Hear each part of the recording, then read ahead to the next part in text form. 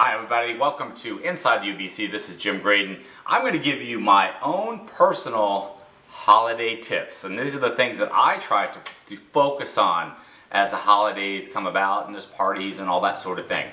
First of all, I like to go to parties. I like people, I like to get out and have a good time, but I also know that drinking alcohol stimulates the appetite. So this is my first tip to you. Eat first. Don't start drinking and then, if you're already kind of hungry and then you've already had a couple drinks and hopefully a glass of red wine or whatever you're going to indulge in is going to even stimulate your appetite even more. So first thing you should do when you go to a party is try to eat something. I also recommend protein. Protein, it fills the body up. It also makes it, you get that sense of fullness. If you're grazing for some of the healthier snacks. Now, of course, you're going to be somewhat bad. So now that you've had a drink or two, you've already eaten, you're not as hungry, when you're really now knowing you're going to be bad, then be bad.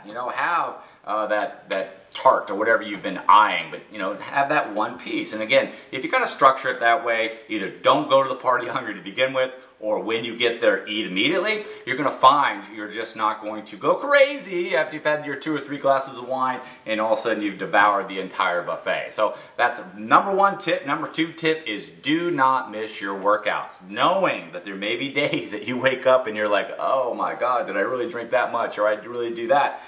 Knowing that doesn't mean that we can blow a workout off, but it doesn't mean we have to kill ourselves. It just means get into the facility, get into the school, get into the gym, and work out. Do something. Break a sweat. Try to get those toxins out, especially if you have another party coming up. But try to be consistent in working out. But don't feel like you have to set a record.